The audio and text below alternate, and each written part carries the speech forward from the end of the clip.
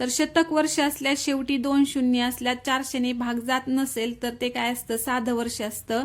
आणि शतक वर्ष असल्यास शेवटी 2 शून्य असल्यास जर 400ने भाग जात असेल तर ते काय असतं, लीप वर्ष असतं. तर नमस्कार विद्यार्थी मित्रांनो, आजच्या भागामध्ये मी तुमचं सर्वांचं स्वागत करते. तर आज आपण सर्व स्पर्धा परीक्षांच्या दृष्टीने महत्त्वाचा असणारा दिनदर्शिका हा जो टॉपिक आहे या टॉपिकचा आज आपण अभ्यास करणार आहोत.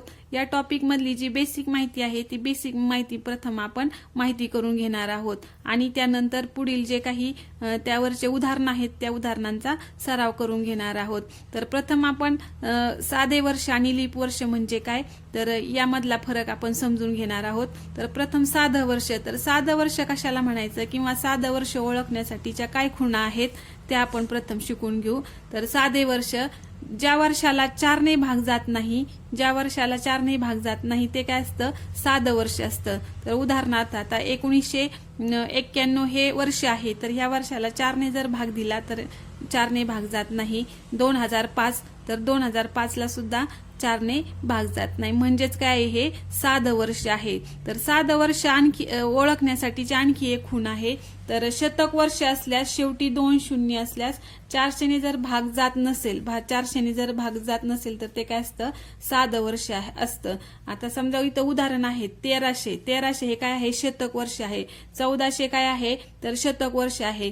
तर या 1300ला आणि 1400ला 400ने पूर्ण भाग जात नाही. आपल्याला कधी कधी परीक्षेमध्ये साधं वर्ष किंवा लीप वर्ष हे कसं ओळखायचं किंवा कोणतं आहे यावरती सुद्धा प्रश्न विचारले जातात. म्हणून आपल्याला इथे जर शतकामध्ये जर आपल्याला वर्ष दिलं असेल तर त्या शतकामधील वर्षाला 400ने काय द्यायचा, भाग द्यायचा. जर भाग पूर्ण जात असेल तर ते लीप वर्ष आणि जर भाग जात नसेल तर ते काय असतं, साधं वर्ष असतं.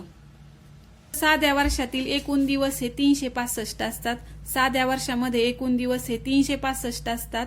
म्हणजेच 365 दिवस, त्यामध्ये 52 आठवडे आणि एक दिवस काय असतो, ऑड असतो. एक दिवस ऑड असतो. साध्या वर्षामध्ये एकूण दिवस हे 365, 52 आठवडे आणि एक दिवस जादाचा असतो. त्यानंतर साधे वर्ष ओलांडल्यास समोरील वर्ष एक दिवसाने समोर जाते. तर म्हणजेच कसं, तर उदाहरण बघा, 1 जानेवारी 2005 रोजी मंगळवार आहे. 1 जानेवारी 2005 रोजी हा मंगळवार आहे. तर 1 जानेवारी 2006 ला कोणता वार असणार आहे तर एक दिवसाने वार पुढे सरकतो, म्हणजेच इथं कोणता वार असणार आहे तर बुधवार असणार आहे. 1 जानेवारी 2006 ला बुधवार असणार आहे. तर 1 जानेवारी 2005 ला मंगळवार असल्यास 1 जानेवारी 2006 ला काय असणार आहे, बुधवार असणार आहे. म्हणजेच समोरील वर्ष एक दिवसाने समोर जातं. त्यानंतर आहे फेब्रुवारी महिना हा 28 दिवसांचा असतो. तर साधं जर वर्ष असेल तर साध्या वर्षामध्ये फेब्रुवारी महिना हा 28 दिवसांचा असतो आणि 1 जानेवारी व 31 डिसेंबरला वार समान असतात. म्हणजे 1 जानेवारीला जो वार असतो तोच 31 डिसेंबरला असतो. समजा जानेवारीला जर समजा मंगळवार असेल तर 31 डिसेंबरला मंगळवारच असणार. त्यानंतर 1 जानेवारीचा वार हा 53 वेळा येतो. 1 जानेवारीचा वार किती वेळा येतो, 53 वेळा येतो आणि बाकी सगळे 52 वेळा येतात. अशा प्रकारे जर आपल्याला साधं वर्ष ओळखायचं असेल तर साधं वर्ष ओळखण्यासाठी या सर्व ट्रिक्स आहेत. आणि साध्या वर्षाच्या ही जेवढी बेसिक माहिती आहे ही माहिती आपल्या तोंडपाठ असायला पाहिजे. जर ही माहिती जर तोंडपाठ नसेल तर आपल्याला प्रश्न हे यावरचे सोडवता येणार नाही. आता आपण साधं वर्ष बघितलं, तर आता दुसरं वर्ष आहे लीप वर्ष. तर लीप वर्ष कसं ओळखायचं, लीप वर्ष ओळखण्यासाठी कोणत्या खुणा आहेत तर ज्या वर्षाला 4ने भाग जातो, ज्या वर्षाला 4ने भाग जातो ते काय असतं, लीप वर्ष असतं. ज्या वर्षाला 4ने भाग जातं ते लीप वर्ष असतं. उदाहरणार्थ 1992, 2016, 2012 या वर्षाला 4ने काय होतो, पूर्ण भाग जातो. म्हणून हे काय आहेत, लीप वर्ष आहेत. तर लीप वर्ष हे दर 4 वर्षांनी येत असतं. लीप वर्ष हे दर 4 वर्षांनी येत असतं.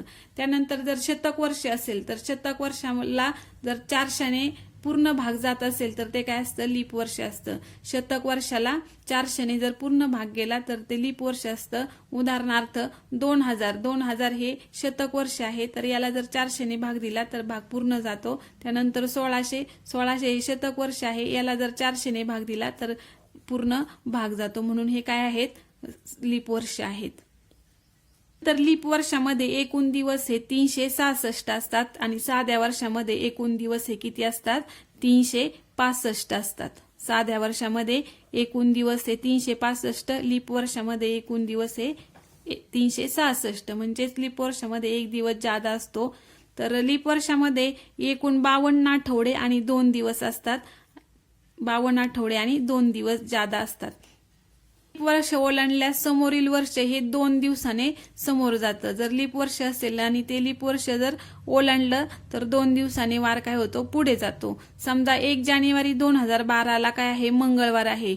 1 जानेवारी 2012ला मंगळवार आहे.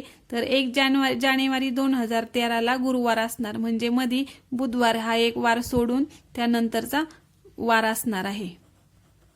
मंगळवार झाल्यानंतर बुधवार आणि बुधवार झाल्यानंतर गुरुवार, म्हणजेच 2 दिवसाने तो काय होतो? पुढे जातो. नंतर फेब्रुवारी महिना हा 29 दिवसांचा असतो. लीप वर्षामध्ये फेब्रुवारी महिना हा 29 दिवसांचा असतो.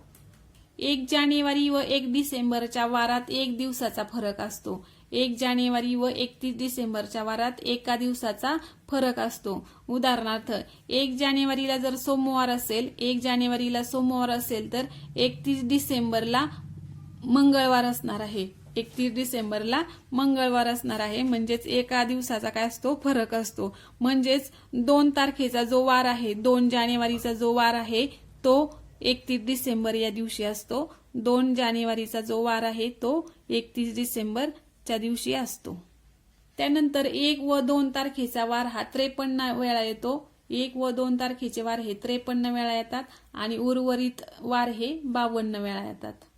त्यानंतर सर्वात महत्वाचं, प्रत्येक 7 दिवसानंतर तोच वार पुन्हा येतो. प्रत्येक 7 दिवसानंतर पुन्हा तोच वार येतो. तो कसा? तर 1 तारीख असेल, 1 तारखेमध्ये आपण जर 7 दिवस जर मिळवले म्हणजे 8 तारीख येणार. 8 तारखेला जर सोमवार असेल तर पुढच्या 15 तारखेला सुद्धा काय असणार आहे? सोमवार असणार आहे. म्हणजे 8 मध्ये जर 7 मिळवले तर 15 तारीख येते, म्हणजेच 15 तारखेला सोमवार असणार.